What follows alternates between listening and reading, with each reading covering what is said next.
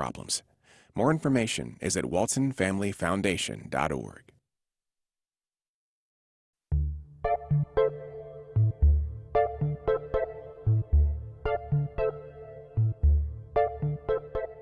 Support for First Coast Connect is provided in part by Baptist Health and North Florida TPO.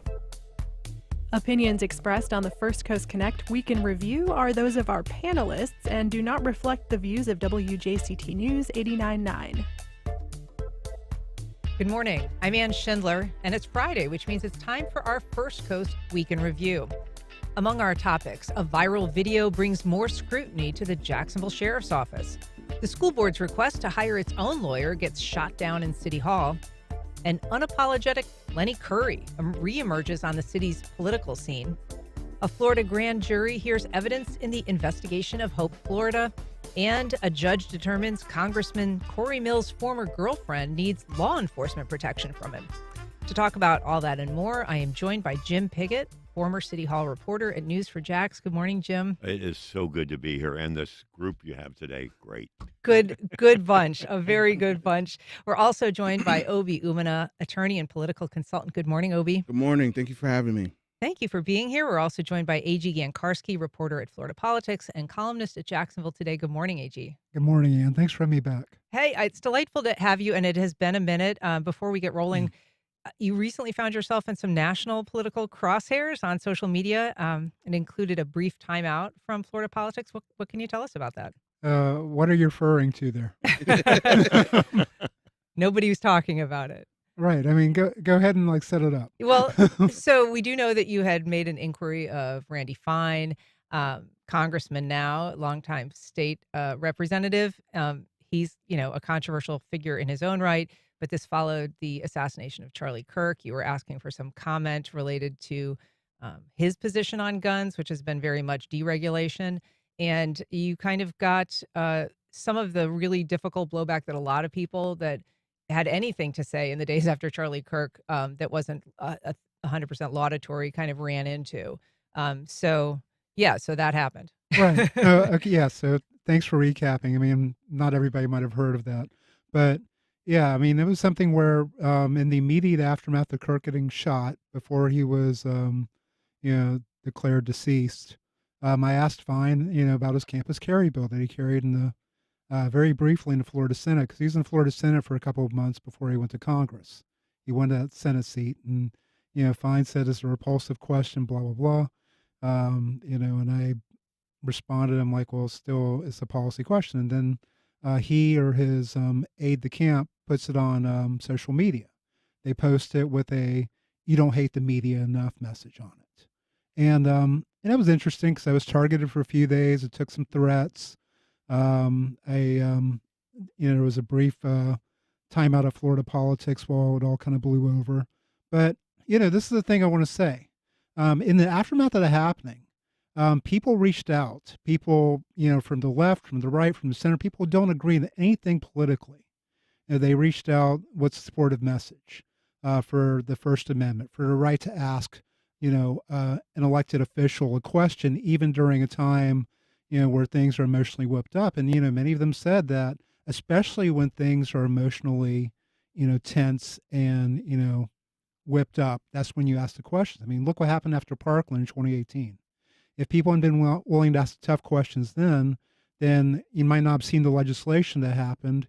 You might not have seen the bipartisan commitment to actually showing that, well, this isn't just another incident in the school. And, me asking Randy Fine the question was not a big deal to me. I've asked a lot of politicians, both sides of the aisle, questions they didn't want to answer. I mean, that's the job. That's why we're here. We ask questions that can be inconvenient, that can be tough. And, everybody's always got a right to say no comment. Usually people don't respond the way Fine did. Usually they don't put it on social media and try to elicit threats and all of that from their followers.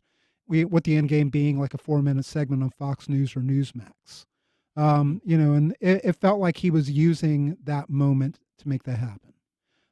All of that being said, it's water under the bridge now. I was not canceled. The suspension was very short. I'm glad to be back doing the job that, I'm here to do, because I look at it like this. The reporter is not supposed to be the news. and reporters are the news, it says something potentially very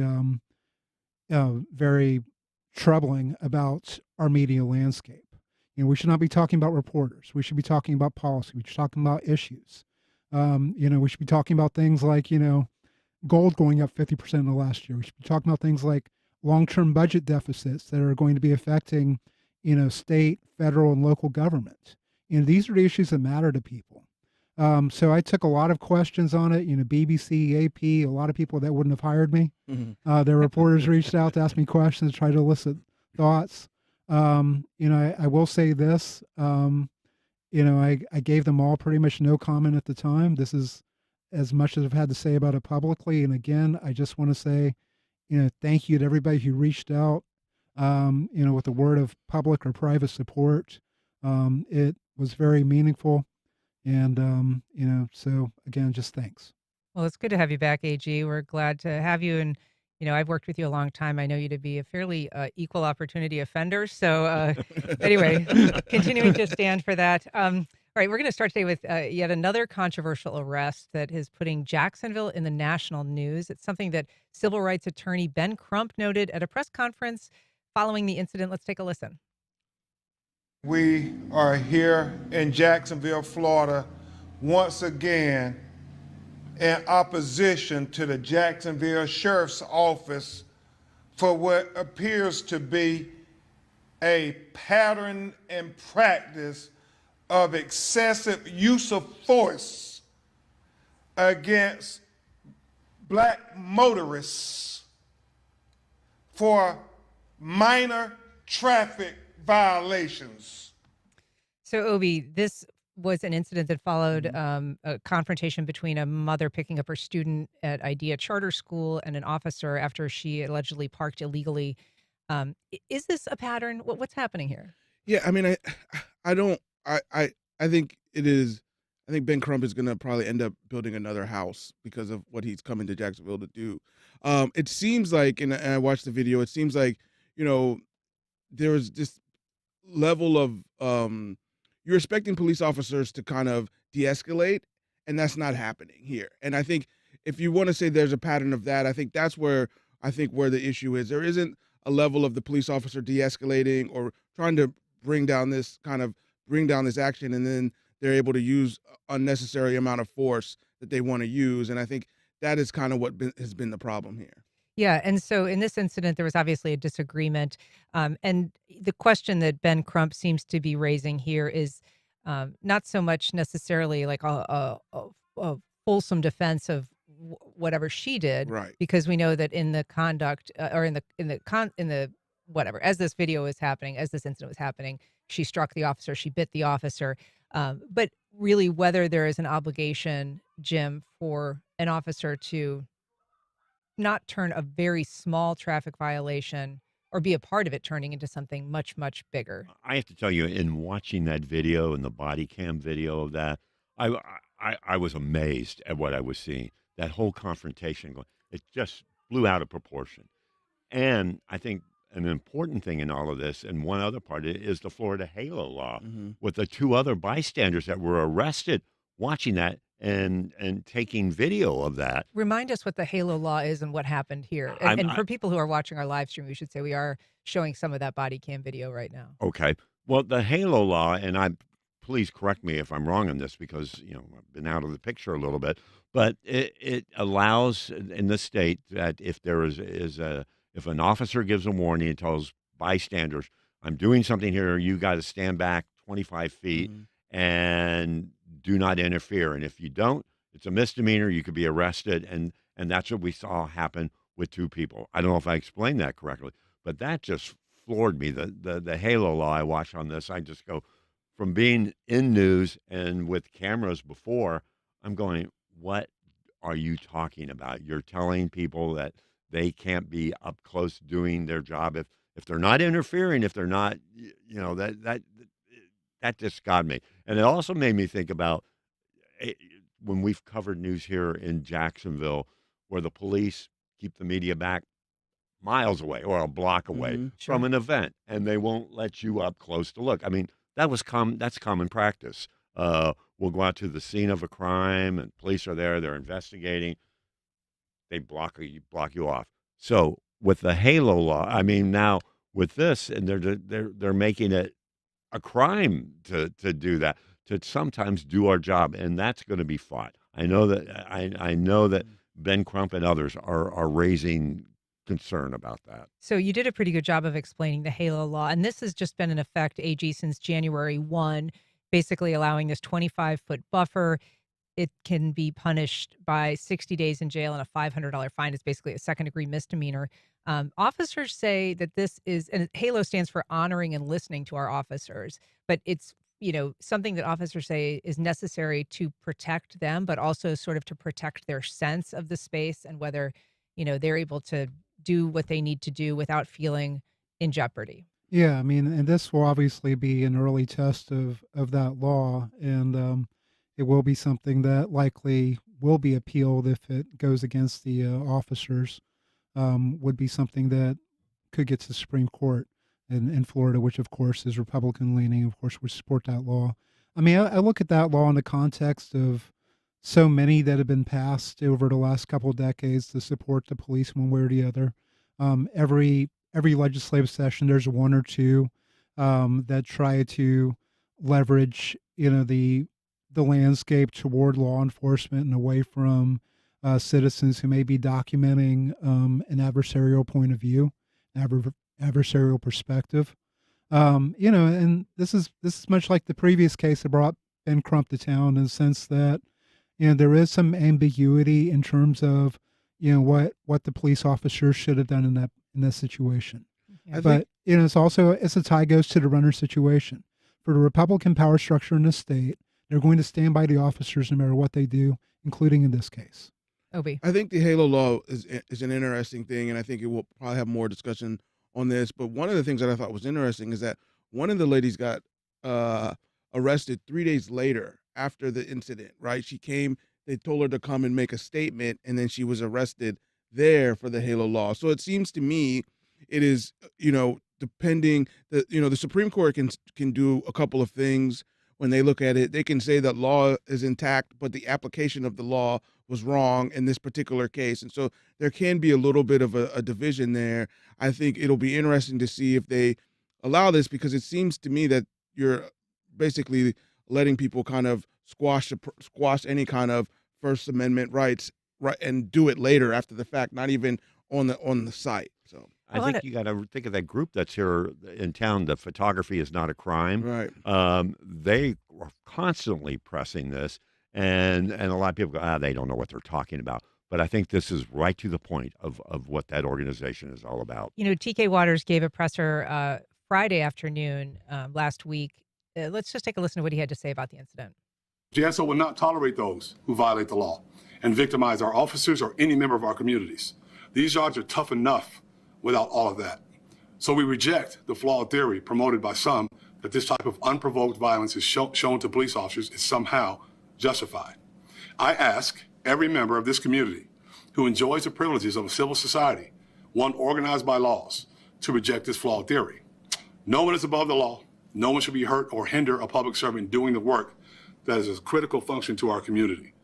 So in the context of showing the body cam video and the cell phone video, the sheriff also showed this photo that we're showing, which is of a bite mark on the officer's forearm. And it's pretty severe. I mean, it has broken the skin, bruising already, and it looks, pretty ugly. So there are people who will say, well, that, reaction was egregious.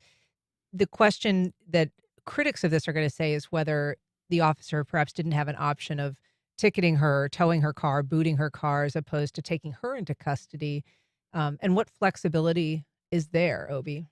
Yeah, I mean, I think that's what I was kind of alluding to before. I think as this incident was happening, the officer had an opportunity to de-escalate and make this a different type of interaction. No excuse for how this person reacted to him, but I will say it is interesting that this is a different level of resistance than the former case, and but we're getting the same exact type of reaction, that those are both those are both the same type of reaction from the JSO. And I think if you look at this resistance and you look at the resistance of the former case that brought Brent Crump here, those are not the same resistance, and so they should not have been met with the same level of resistance. And so you can't say that one is okay and then this one isn't, or this is it and the other one isn't. If you're having different levels of resistance, officers should be able to have some kind of deference into what's happening. All right. I'm going to move on now to a topic, AG, you've been covering pretty closely. But if you're just joining us, we're talking to AG Gancarski, Obi Umunna, and Jim Piggott about the week's headlines, and you can join our conversation. Give us a call at 904-549-2937. You can also email questions or comments to First Coast Connect at WJCT.org, and you can watch our program live stream now on Facebook and the WJCT YouTube channel. So, AG, this was a question of whether the school board, the Duval County School Board, should be allowed to hire its own attorney. I'm curious if you can explain, first of all, why is this kind of theoretically a concern, and then why it might concern some in particular in the instance of this school board? Yeah, I mean, when you look at it, I mean, we've got a general counsel system of government that's been in place since 1967. The general counsel, picked by the mayor, confirmed by the council, is the supreme legal authority for the city. That's been pretty much uncontroversial up until now. And the school board, they're seeking a local bill to go to Tallahassee that would change the charter to allow them to have their own version of an independent counsel. The city council actually rejected that on Tuesday. They voted it down, which is a little bit surprising, but doesn't mean the bill is dead, because there's a Duval delegation meeting next week, and what will happen there is the legislators could take that on. I mean, Charlotte Joyce, the chair of the school board, she'll be speaking at the delegation meeting, and she could tell them, hey, we want you to consider this anyway. So what the city council did doesn't necessarily kill the bill. However, what I think is going to happen is you heard city council people after the vote on Tuesday saying they wanted to give the school board a little more latitude, a little more leeway in terms of having internal representation. Somebody who's a specialist in educational law. We'll see what happens with that.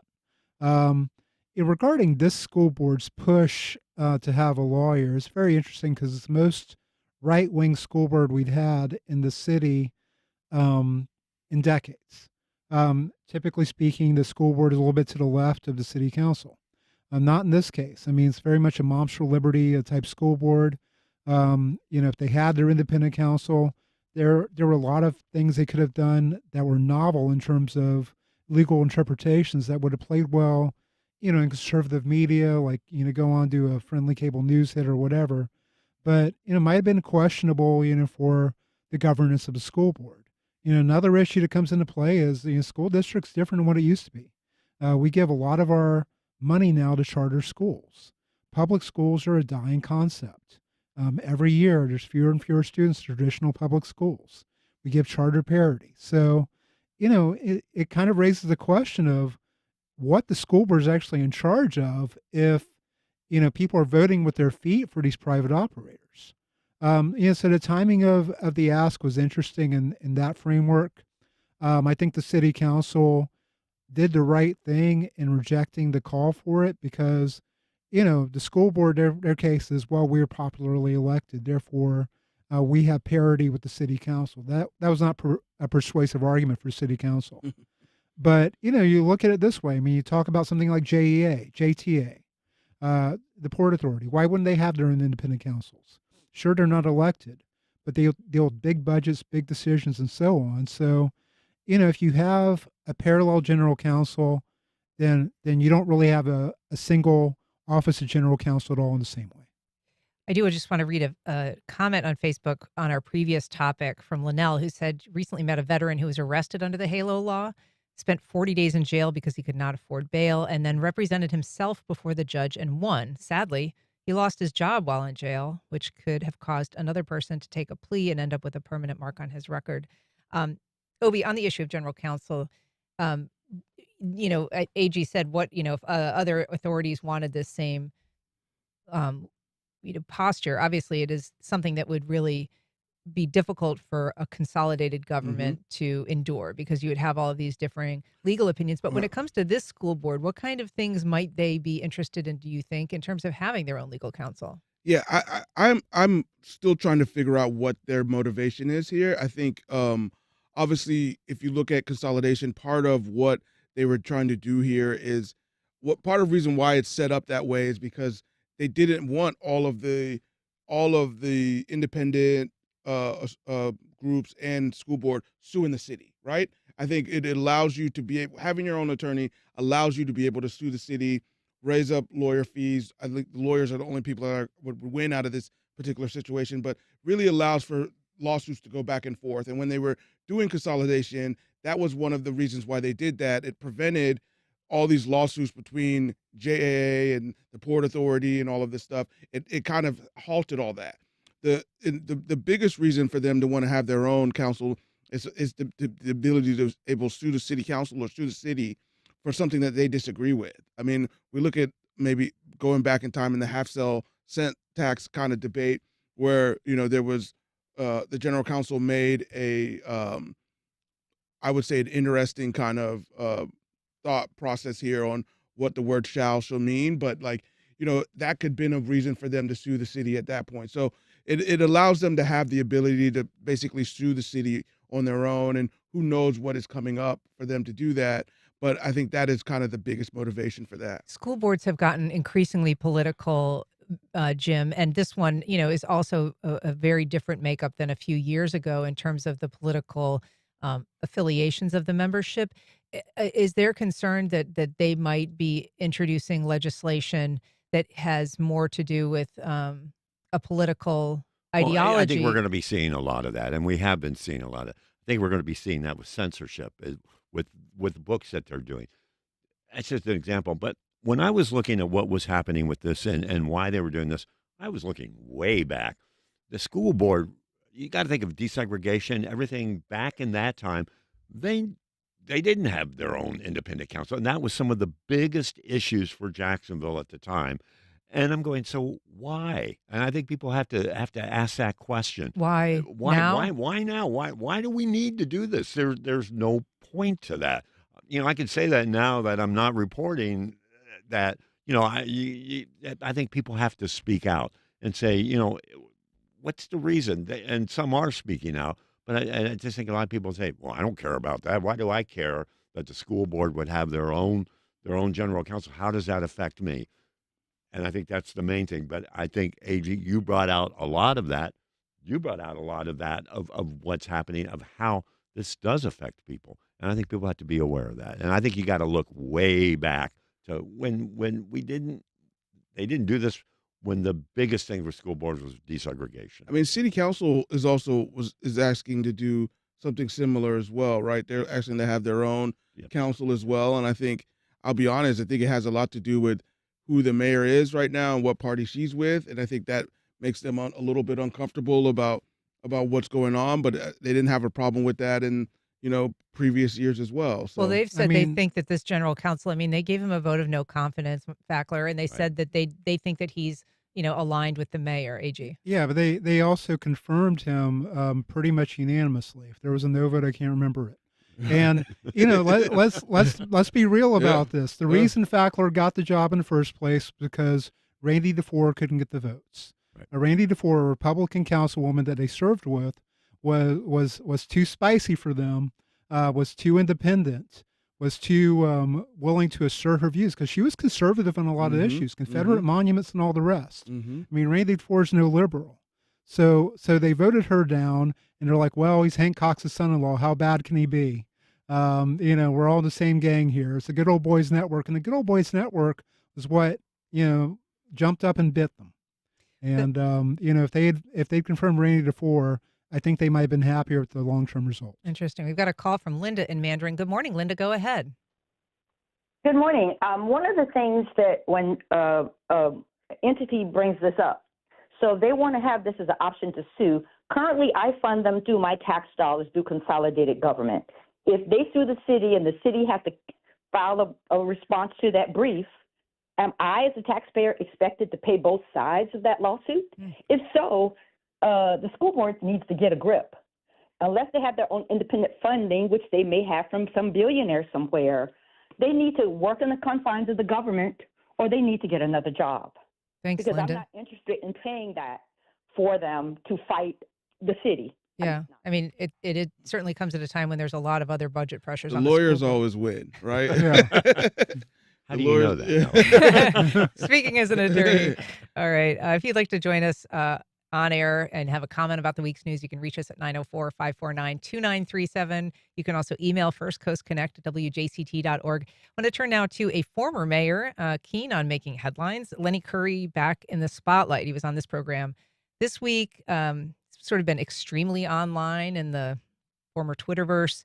He's been on News4Jax, Action News, wrote an editorial for the Times-Union. So I asked him on Monday's program what his plans were. This is what he had to say.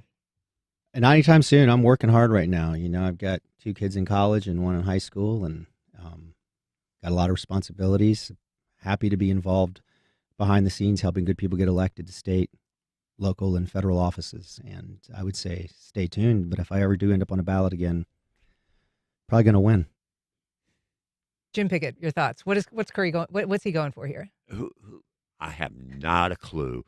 I think he's looking more not local. I think he's looking more probably congressional down the line. But what do I know on that? I mean, will he run for mayor again? Who knows?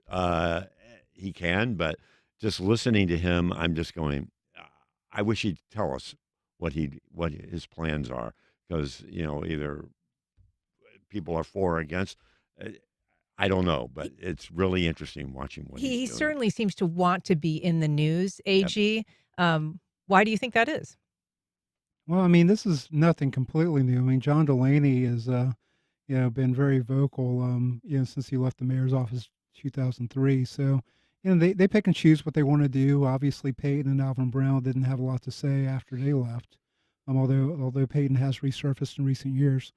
But, that being said, I mean, I looked at that interview as Lenny Curry looking to do a slightly adversarial interview. I mean, it's easy enough for these Republicans to go on friendly outlets, and get questions that are complete softballs. He took some tough questions from you and kind of put you through the paces a little bit in terms of the way he responded to them. I think if he's to run for anything down the road, it might be for Congress. I mean, it could be the John Rutherford seat when and if John Rutherford ever leaves, that could set up a very interesting primary, because you could see somebody like Rory Diamond getting in that too, and those two going at each other Would be interesting. Yeah, but I don't see Lenny Curry looking to go back to City Hall, and I don't see him running for state senate or whatever. I mean, he's got a good gig with Ballard, all of that, but I think federal office or something like that would be probably a fit for him at this point in his political evolution. What about governor? Well, I think Byron Donald's got that on lock, and really, if you really want to go inside baseball here, I mean, Katie Wiles, Susie Wiles, they support, Katie Wiles has kind of worked for Lenny Curry. Her mother, Susie Wiles, obviously the chief administrative officer or chief. Right. Yeah. Chief. Susie, when she, I'm sorry, I'm missing her title with Susie with the didn't Trump work. administration, but Yeah, Chief of staff. chief of staff. Sorry, yeah. Most powerful woman in the world. Right. yeah. But yeah, so basically, I think Byron's kind of got this area on lock. I don't see. Well, he's got the Trump endorsement. So, I mean, but Jay Collins, the lieutenant governor, he may run. Casey DeSantis, her name has been floated. That doesn't seem to be going very far. She's been floated for Jacksonville mayor too. So we'll see where they end up. I want to talk about Casey DeSantis in terms of Hope, Florida, but Obi, I just want to get your sense first of all with what's going on with Curry. Yeah, I mean, I listened to the interview and I thought you did a good job of kind of asking him questions. I was surprised at how little he wanted to take credit for JEA, since he was a part of that whole situation from the beginning. He fired all the board members. He picked his own CEO, and the CEO was obviously working with him the whole time. So I was surprised that he wasn't willing to take any kind of wasn't willing to take any accountability for the JEA situation. But we'll see what he does. I doubt he would run for mayor again. I don't think he left mayor, as he says, the cocktail sippers did not like him as he left. And I don't think that's a place for him to go. I think he's going to look higher. I think I just don't see him doing that. So Yeah. Well, people who want to hear the full interview, they can, of course, find it on the WJCT Public Media YouTube channel. And if they want to hear more on that JEA exchange, they can hear it there. Email from Michael saying kudos to Lenny Curry for taking down the rebel statue in the now renamed James Weldon Johnson Park in front of City Hall. On to Hope, Florida, though, I do want to get to that. So a grand jury this week hearing testimony in the investigation of the charity that's tied to the governor's wife, Casey DeSantis. She had an idea that perhaps some of the investigation and the pressure that she's been getting at Hope, Florida, is related to the foundation's connection with nonprofit charities, particularly religious charities. Let's take a listen to what she had to say. We are the only state that is taking a holistic approach to how you legitimately help people. We're the only state that incorporates the faith-based community, which you should ask yourselves, is that why I'm getting a lot of heat right now? Because I think, why would you not? That's the mission of the church, is to help the vulnerable people. They just need to know where to look. AG, is that why she's getting a lot of heat right now? No, it's not why she's getting a lot of heat, it turns out. It turns out what actually happened was $10 million of money in a Medicare settlement with Centene was laundered to political action committees that are basically helmed by the former chief of staff, now current attorney general for the state of Florida. That is why there's heat, because why was $10 million that was part of a settlement used for political purposes? And the explanation from the governor has been unconvincing. The attorney general saying they've called it the cherry on top and things like that, but it's not a gratuity when you're going to a restaurant. This is $10 million. And if it was actionable enough to actually go after Centene and actually get the money from them, then why not put that into healthcare? Why not put that into something that actually benefits people? So basically, it is a question about, was there money laundering? Was there money laundering for political purposes? This idea that it's because faith-based community. I mean, the faith-based community is not immune from rampant frauds. I mean, we grew up watching televangelists, Jim Baker, Jimmy Swaggart, those people. I have sinned. Okay.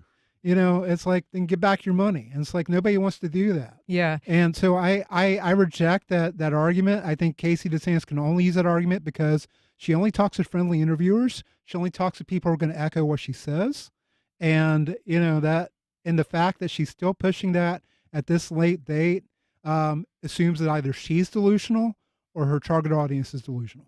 Obi, this grand jury probe that's happening, I mean, obviously there was some investigation that happened at the legislative level, and, the lawmaker that led that investigation said that he thought this was a criminal enterprise, the fact that this money that came from a Medicaid contractor ended up in some dark money groups fighting the marijuana amendment. Yeah, I mean, to also add to AG's point, I've never seen a legal settlement where they give you an extra $10 million to do whatever you want with it. So, but I think the fact that it's gotten to the grand jury portion of it makes it a little bit more serious, a little bit more formal.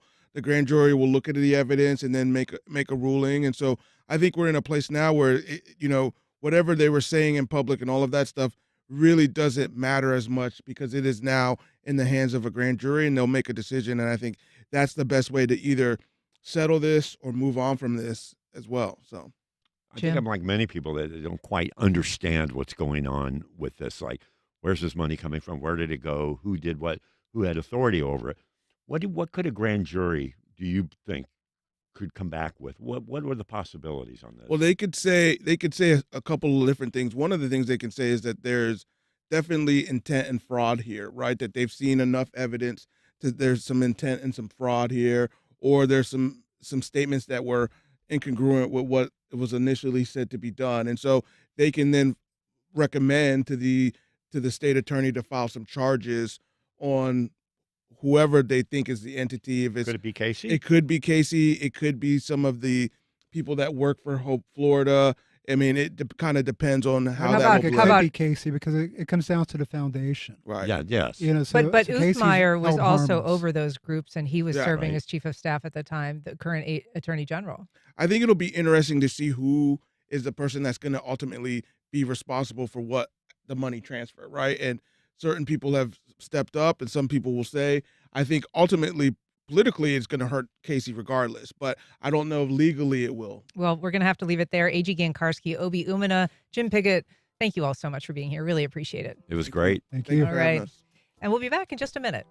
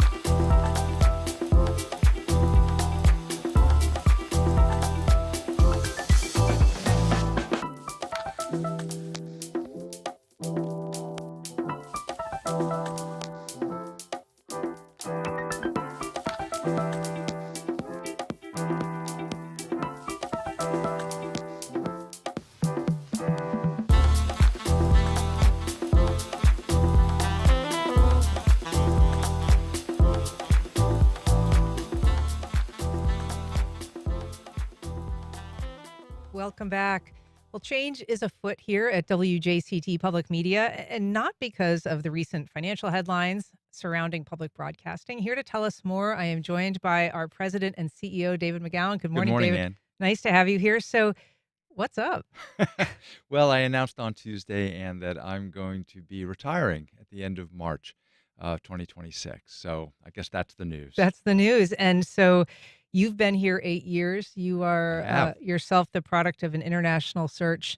March is your departure. And people are going to want to know, does this have something to do with the rescission and kind of all of the money issues Sure. that have been happening? Sure. No, it really does not. This is something that I have planned for quite some time. I had been talking with the leadership of our board of trustees way back in January about this. And then when the news about the federal funding kind of started to emerge into the world, we decided let's just not do anything for the moment because we had a lot of work to do to get to a plan of stability for this coming year, and I didn't want anything to distract from that. So we you got actually delayed a little bit your... Yes. Okay. Yes, absolutely. All right. Yeah, but well, it was a well-kept secret. I mean, I would say that there were people in this building that knew about it, and then the rest of us who didn't not have a many clue. people in the building knew about it, to be sure. So, no, it was something that,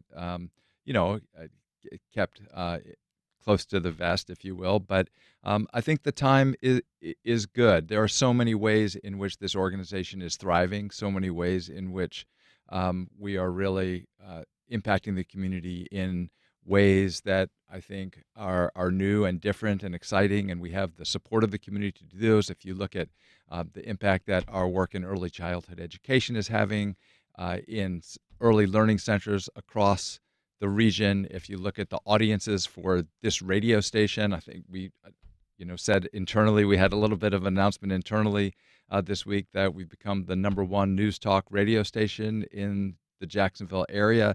That's exciting news. This program is reaching more listeners than it's ever reached before. You look at the work of Jacksonville Today, reaching more than 50,000 daily subscribers.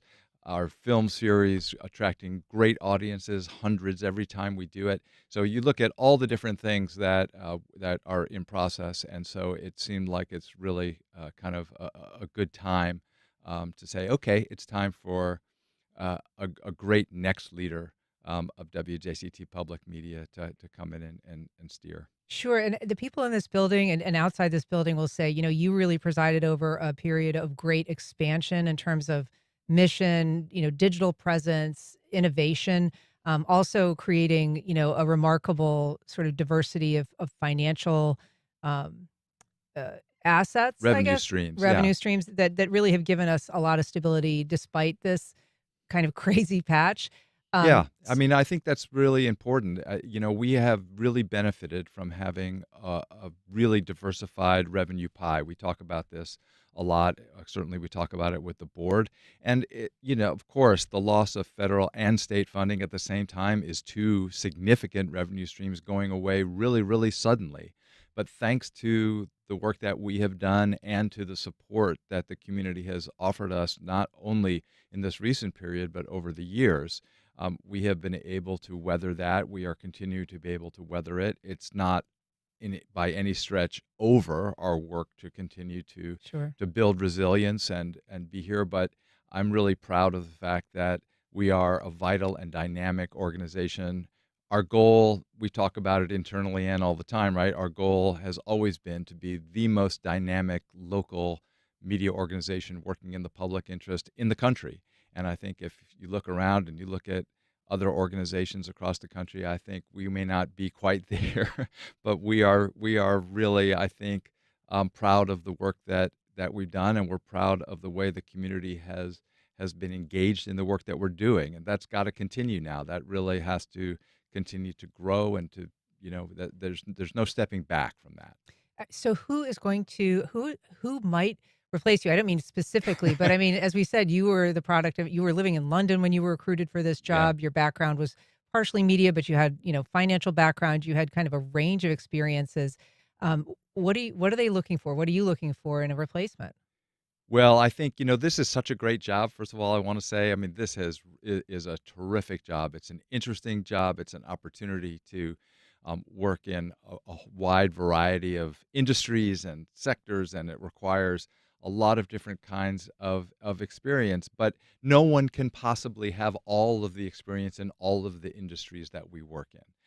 So I think it really is a matter of finding someone who is interested in embracing the challenge, someone who has experience in some of those. Obviously, our commitment to local news and public affairs is incredibly important, but so is our work to early childhood education. So is our work in the arts. There's so many different sectors. It's impossible to have someone with deep experience in every single one, but we need a great person, obviously. Yeah, and so has the search begun? The search has begun. We've appointed a search firm. DRI Waterstone is the name of the search firm.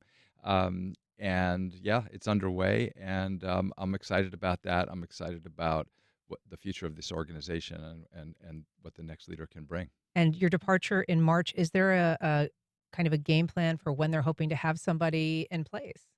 Well, the hope is that we can turn over the reins to someone at that point, but we'll just have to see how it goes.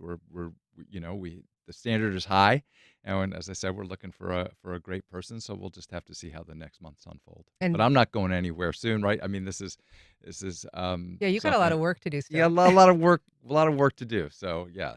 It's not goodbye. We'll have plenty of chances for that. Sure. Well, I will say, I mean, for the station and for me personally, you will be missed. You're a great boss, and obviously have done great things with this organization. So it's not great news for us, but we're happy for you. So. Well, I think it's hard when you announce you're leaving and the next person is unknown, right? It creates that big unknown. I think once we have a next leader in place, everyone's going to forget about me really quick. Oh, all right. Well then, we'll have it. Forgotten. David McGowan, good to talk to you. Thanks for being here. Appreciate it. Thank you. All right. Up next, a dance performance takes the stage for the first time as part of St. John's Cathedral's art offerings.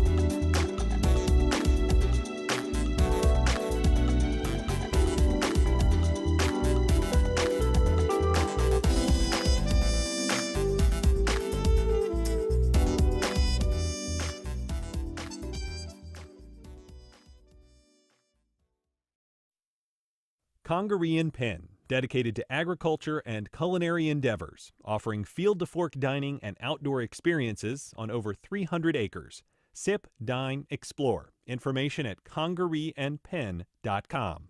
Terrell Hogan Law. I'm Wayne Hogan. Car accidents happen too often for your family to go unprotected. Uninsured motorist insurance. When you need it, will you have it? More at terrellhoganlaw.com. On the next Florida Roundup, a charter school company wants to open in dozens of public school buildings across the state. A new state law allows charter schools to move into traditional school buildings rent-free under certain circumstances. So what do you think about charter schools moving into traditional public school campuses? How is school choice helping or hurting your neighborhood school? Email us radio@thefloridaroundup.org.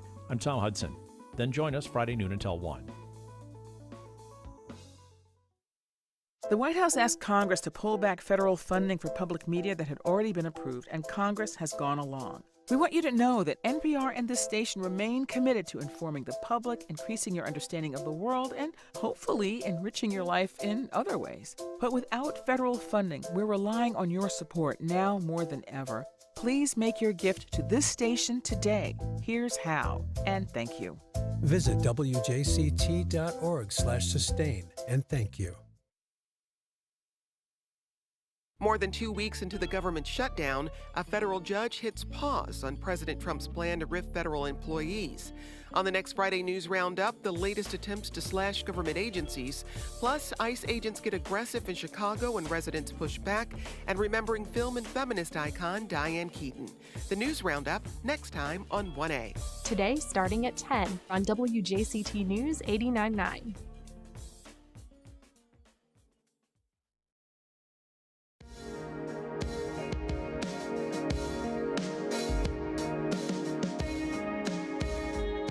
Welcome back. A new dance production explores the passage of time as well as the power of memory to comfort, hurt, and inspire. Here to tell us about it is Emily Cargill. She's the artistic director of Emily Cargill and Dancers. Welcome back, Emily. Thank you so much for having me. We are also joined by the Reverend Dr. Linda Privierta. No, Linda, tell me. Privitera. Privitera. Terrible. Sorry. After all of our conversation this morning, I never got it straight.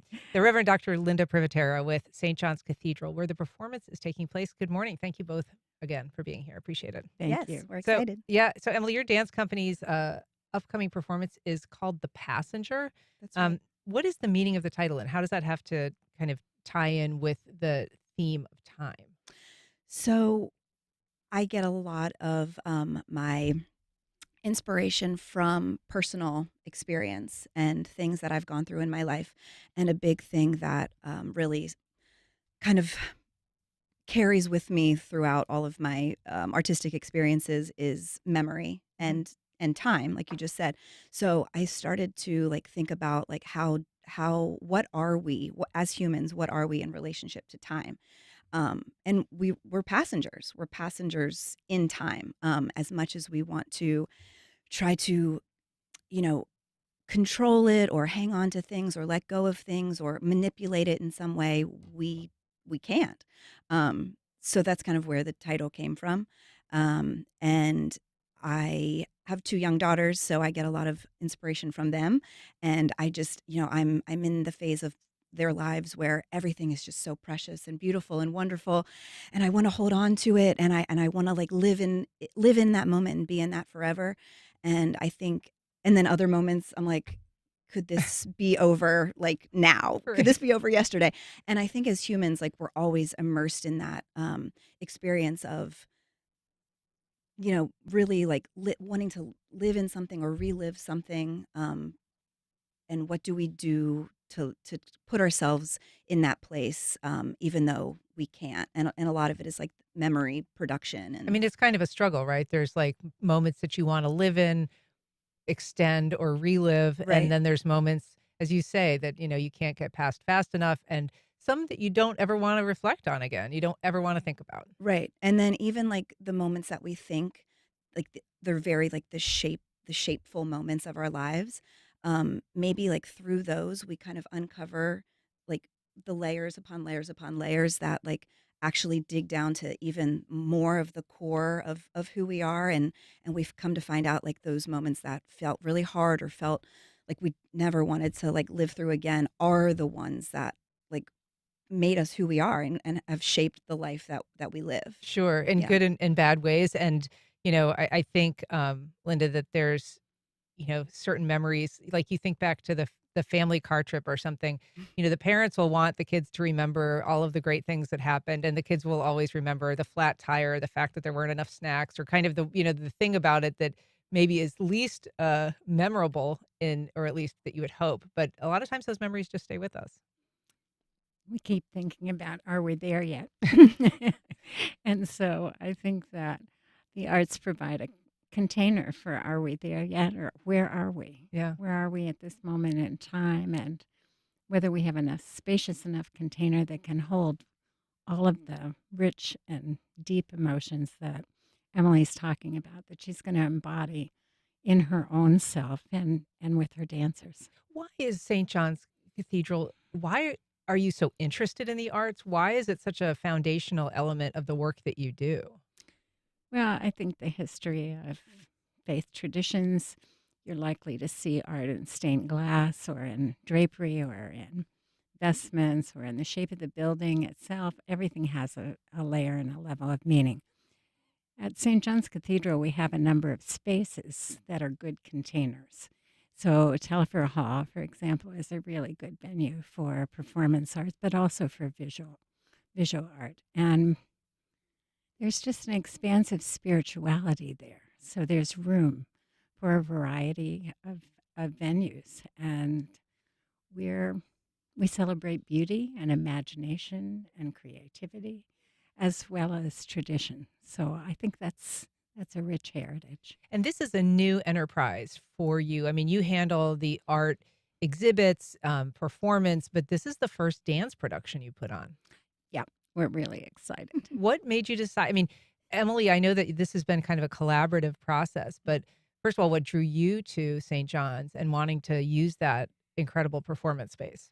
Yeah, so I have several visual artist friends in town, and the lovely Amanda Holloway had a visual art exhibition in Linda's space, and I honestly just saw it on her Instagram post, and I immediately reached out. I was like, where are you? This is a dream setting. It's like the beautiful castle-like, very intimate and nostalgic, and just promotes all of these like wonderful like visual feelings and images. And she was like, I have the person you need to contact.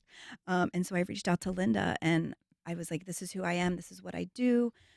Here's some images of our work, some video, and we just connected. Well, it is going to be a great performance. It's next Tuesday and Thursday, the 21st and the 23rd. There's more information at jackscathedral.org. Emily Cargill and the Reverend Dr. Linda Privatera, thank you so much for being here. Thank you so much for having us. Thank you, Amanda. All right. And thank you for listening. Please join us Monday when we talk to teachers at UNF and FSCJ about a crackdown on campus speech, from secret surveillance to workplace retaliation. I'm Ann Schindler. You've been listening to First Coast Connect on WJCT News 89.9.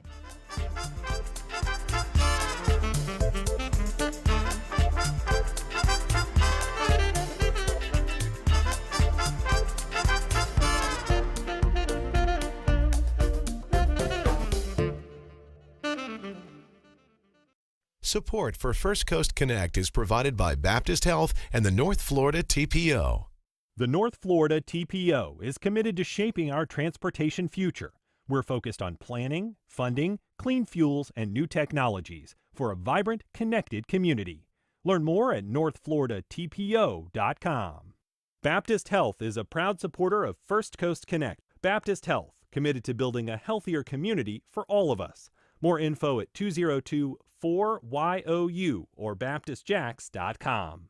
Amelia Island celebrates the annual Dickens on Center Christmas Market, December 11th through 14th. Experience a Victorian Christmas festival featuring holiday entertainment, festive food and drink, St. Nick and Enchanted Village, holiday shopping, and more. Info at ameliaisland.com/Dickens.